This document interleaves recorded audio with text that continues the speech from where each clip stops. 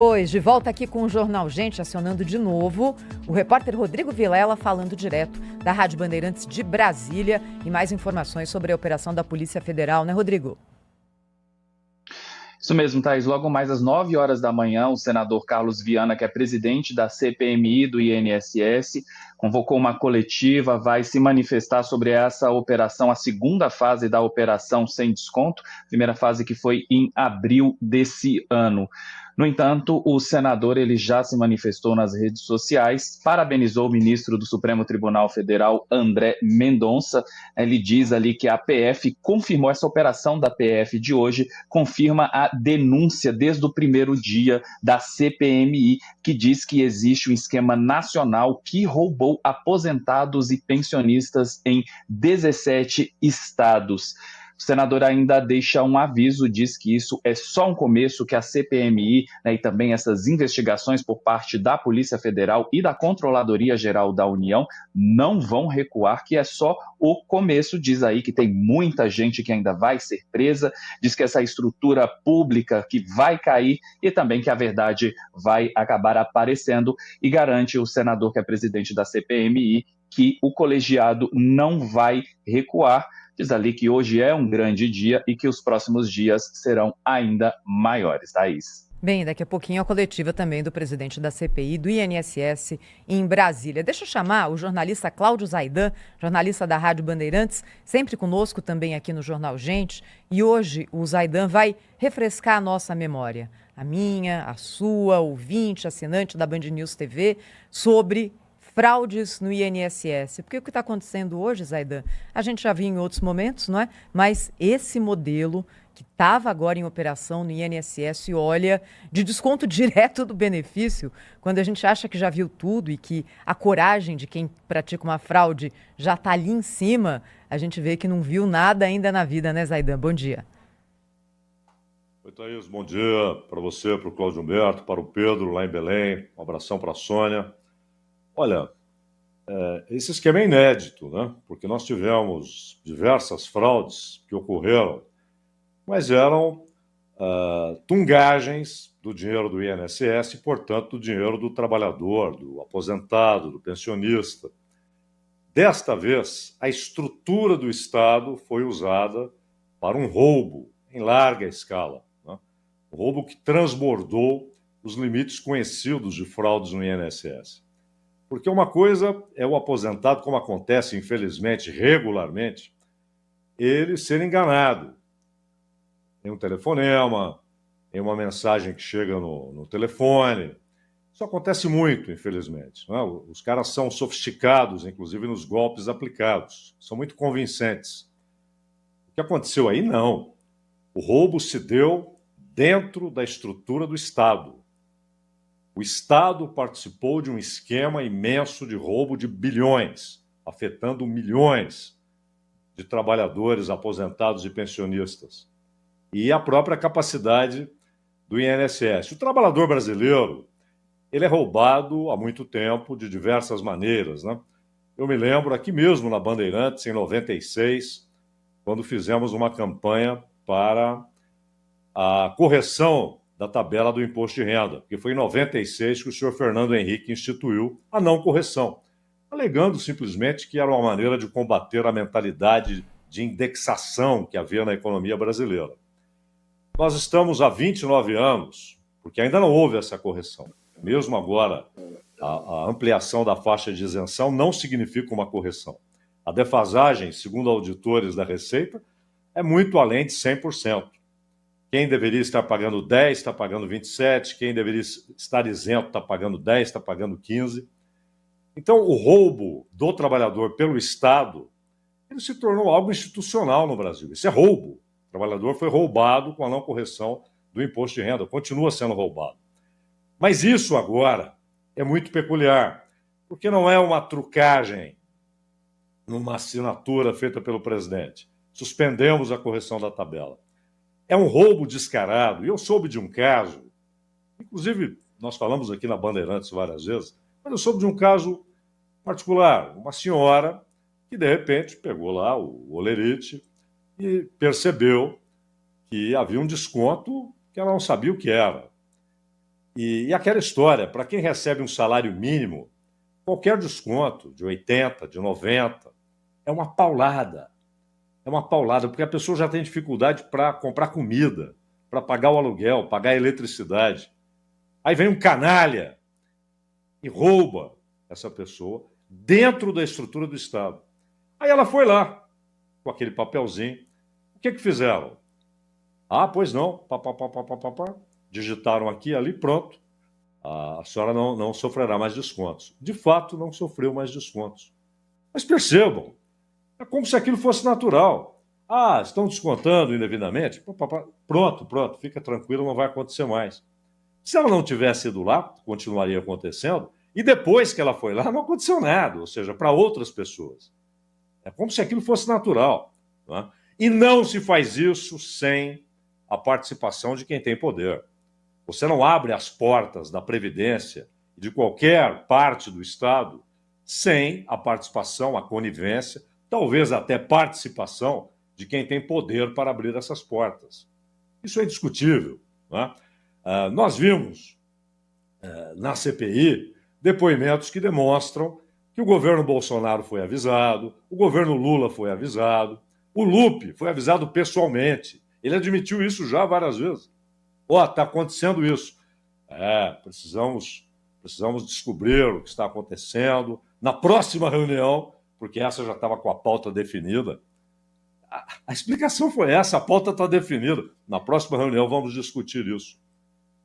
É impressionante porque é o roubo usando a estrutura do Estado. A Previdência, e portanto os aposentados e pensionistas, já são roubados de diversas maneiras. Né?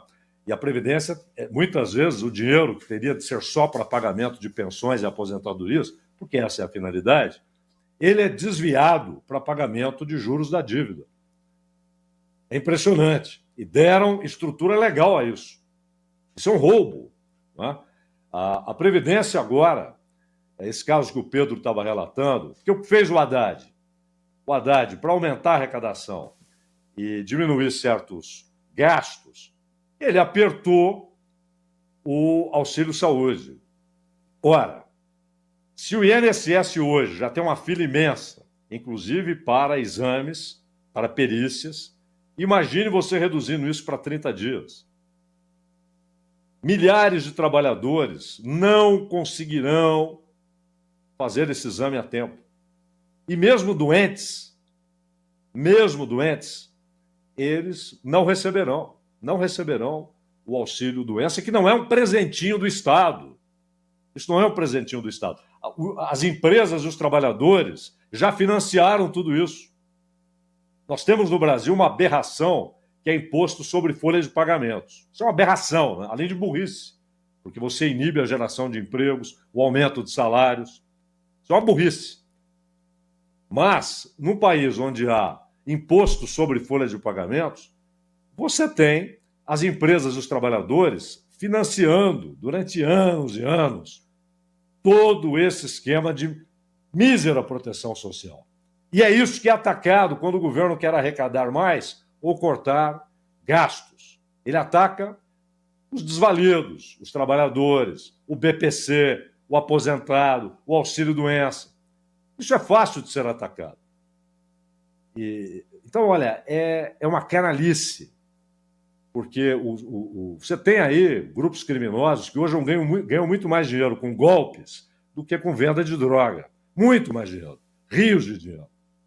Porém, esse é um caso único, porque o roubo se dá usando a estrutura do Estado e, claro, com a conivência de agentes públicos, como a CPMI está demonstrando vastamente.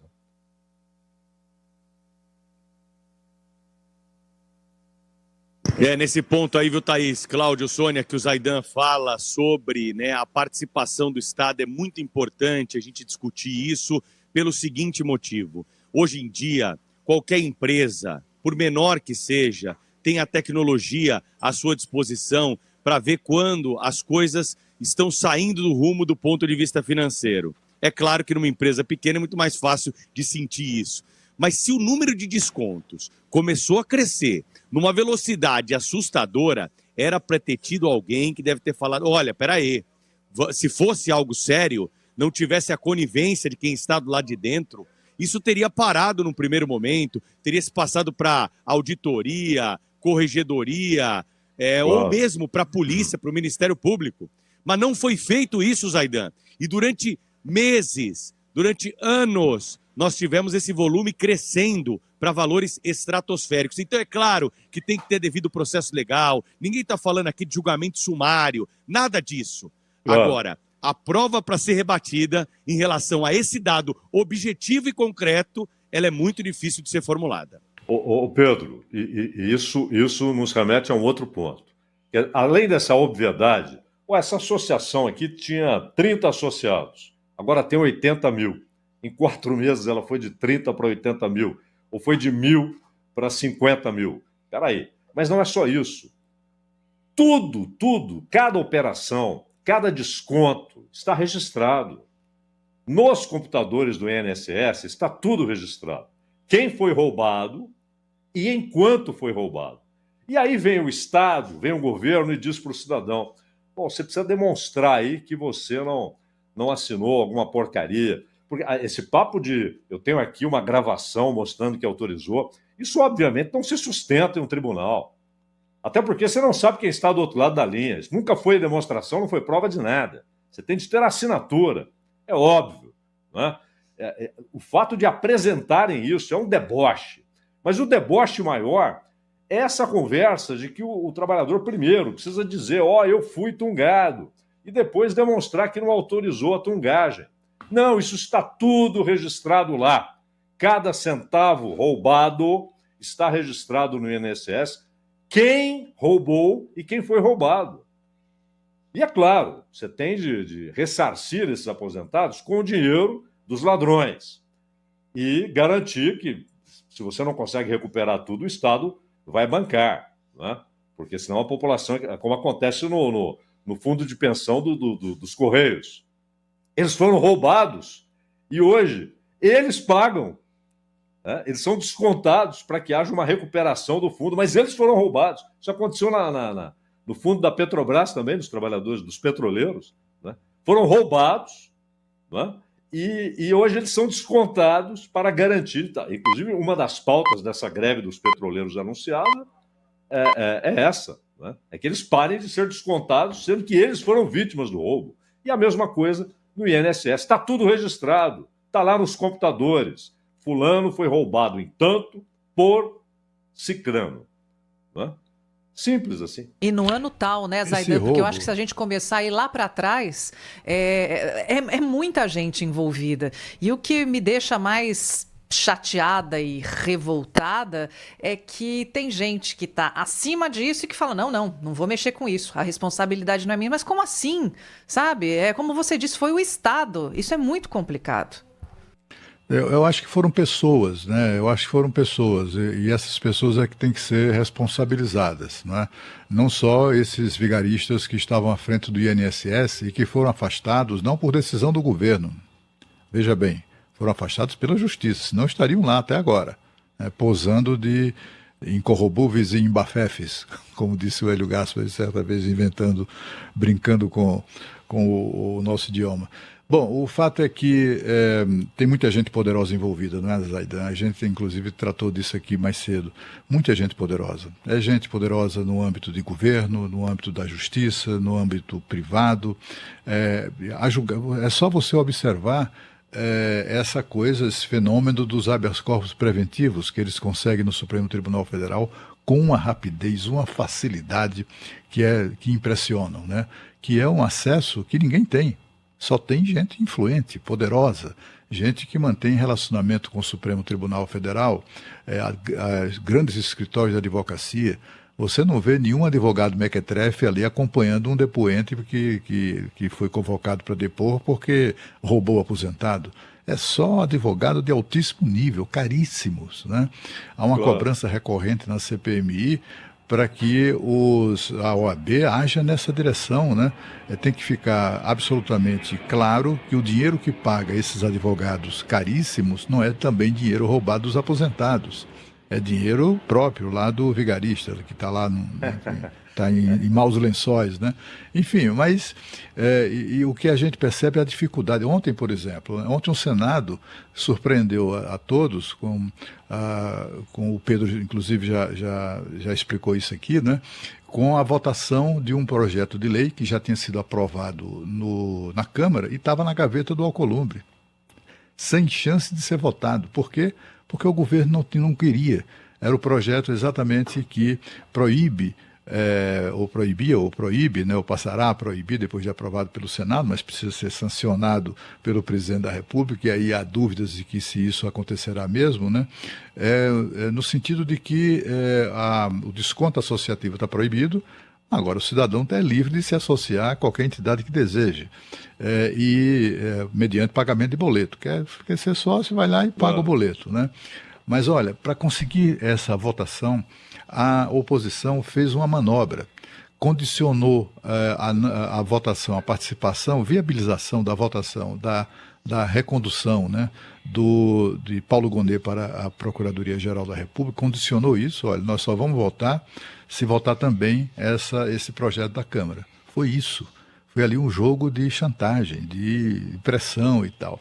E aí o Alcolumbre tinha compromissos, né, de votar a recondução do Gonet, compromissos com o presidente Lula, e aí o que é que ele fez? Ele colocou aquilo para ser votado também, mas olha, toda a bancada de esquerda votou contra ou não apoiou o regime de urgência para a votação desse projeto.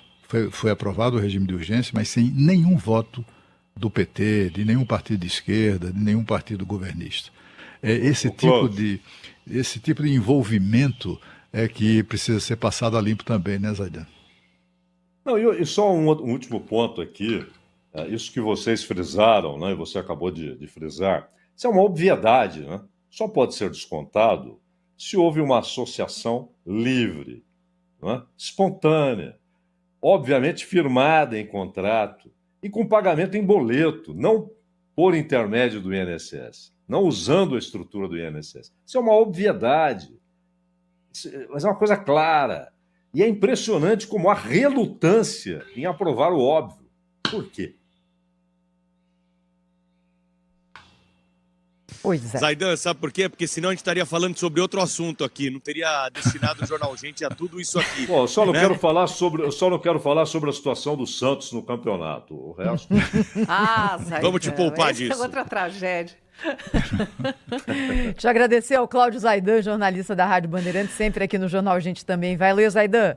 Até a próxima. Um abraço, Tchau, gente. Zaidan. Um abraço. Abraço. Na sequência aqui do Jornal Gente, mais informações direto de Brasília sobre a operação da Polícia Federal que acontece agora e que já provocou a prisão do ex-presidente do INSS, Alessandro Stefanuto.